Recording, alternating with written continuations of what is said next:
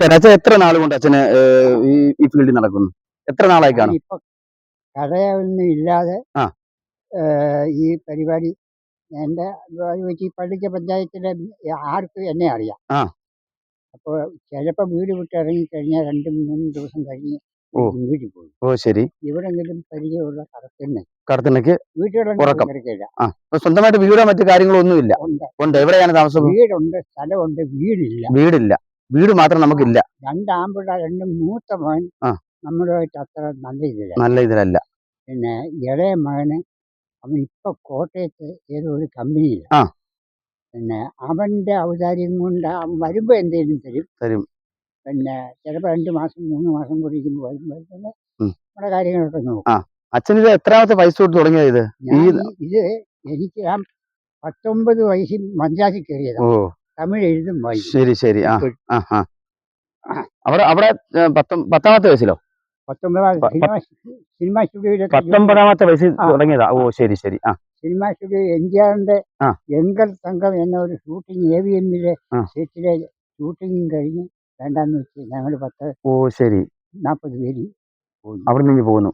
പിന്നീട് പല മേഖലകളിലും ഹോട്ടലില് എല്ലാം.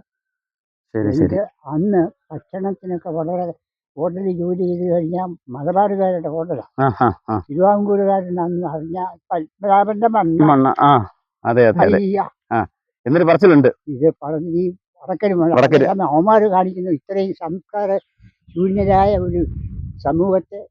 തൃശ്ശൂർ, കോഴിക്കോട്, മലപ്പുറം ഇവിടൊക്കെ ഉള്ളവരെ പോലെ വെറും ലോക്കൽ ഇതാ. അവർക്ക് അക്ഷരച്ചാലയം ഇല്ലായിരുന്നു അന്നത്തെ കാലത്ത്. ശരി ശരി.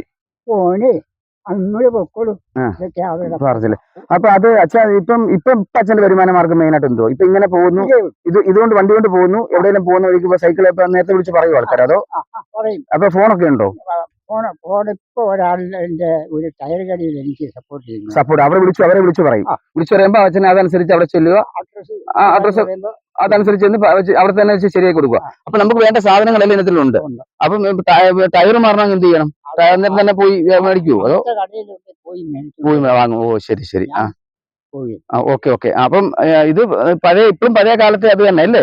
പഴയ കാലത്തെ ഈ കാറ്റടിക്കുന്ന ഇത് ഇല്ലേ? ഇപ്പൊ എല്ലാം മാറിപ്പോയി. ഇപ്പൊ സൈക്കിളും വ്യത്യസ്തമായ സൈക്കിൾ രീതികളാണ്. സൈക്കിളുകൾ മൊത്തം വ്യത്യസ്തമായ രീതിയിലുള്ള സൈക്കിളുകളാണ് അതിന് കൂടുതൽ ഇപ്പം അല്ലേ? ഇവിടെ നമ്മളെ ഇവിടെ പറ്റിയ പാളിച്ചെന്ന് പറഞ്ഞാൽ രാഷ്ട്രീയം.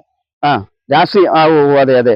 ഇപ്പൊ വല്ല പുതിയ മോഡലുകൾ ഇറങ്ങി. അപ്പൊ അതനുസരിച്ച് അങ്ങനെയുള്ള മോഡലുകളൊക്കെ അച്ഛന് പണിയാനറിയോ സൈക്കിളുകളൊക്കെ? സൈക്കിൾ ഏത് പുതിയ മോഡലാണ് കാണുന്നത്? അല്ല, ഗിയർ സൈക്കിളൊക്കെ ഉണ്ടല്ലോ. ഇപ്പൊ ഇറങ്ങിയ ഗിയർ സൈക്കിൾ, അങ്ങനെയുള്ള സൈക്കിളുകളൊക്കെ ഉണ്ടല്ലോ. അത് അച്ഛന് പണിയറിയോ? അതാ ഞാൻ ചോദിച്ചത്. നമ്മളിപ്പോ പഴയ മോഡലുള്ള സൈക്കിളുകൾ മാത്രമേ പണിയത്തുള്ളൂ. പുതിയ മോഡലുള്ള സൈക്കിളുകളൊന്നും പണിയത്തില്ല. ഗിയർ സൈക്കിളാണ് അറിഞ്ഞു കഴിഞ്ഞാൽ ഭയങ്കര. ശരി ശരി. അതെ, അതാ ഞാൻ മെനക്കേടുണ്ട് കൂടുതൽ. ദിവസം മൊത്തം മെനക്കെട്ടിട്ട് 5 ഗിയർ ഉണ്ട്. ഉണ്ട്. അതെ. ഞാൻ പറഞ്ഞത് ശരി. അവിടെ പിന്നീട് അവര് കളഞ്ഞു. ശരി. റിപ്പയർ ചെയ്യാൻ ആരുമില്ല. ഇപ്പം അച്ഛന് ഇതും കൊണ്ട് നടക്കുന്നു. 1-2 ഡെയിലി ഒരു 500 രൂപ പണി നടക്കുവോ? ഇല്ല. എങ്കിൽ പിന്നെ ഞാൻ എന്നാലും ഉദ്ദേശം ഒരു 500 രൂപയുടെ പണി നടന്നാൽ ഒരാഴ്ച സുഖമായിട്ട് ഞാൻ ചെലവ് കഴിയും. അപ്പം ഭക്ഷണങ്ങളൊക്കെ ഇങ്ങനെ പോകുന്ന വഴിക്ക് ഹോട്ടലിൽ നിന്ന് കഴിക്കുവാണോ അതോ വീട്ടിൽ തന്നെ?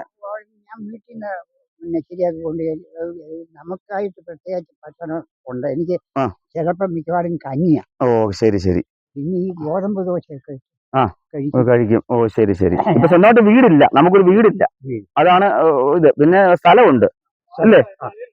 പിന്നെ വീട് ഉള്ളവർക്ക് വീട് കൊടുത്തിട്ട് പാതി പോലും പണിയാക്കിയില്ല, ബാക്കി പൈസ കിട്ടിയില്ല. ശരി ശരി. ഞാൻ പറഞ്ഞു ഇങ്ങനെയുള്ള പരിപാടി എനിക്ക് വേണ്ട.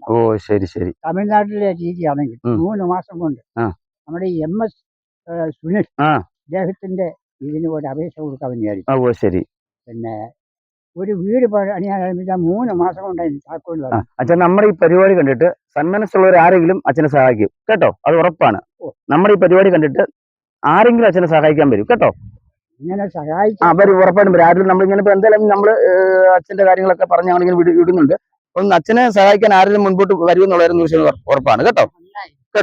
ഓക്കെ ശരി, എന്നാ ആയിക്കോട്ടെ, കാണാം ഇനി. ശരി. അപ്പൊ ഒരു ഓക്കെ അടിച്ചു ഇങ്ങോട്ട് നോക്കി. ആയി വാ, മതി. ഓക്കെ.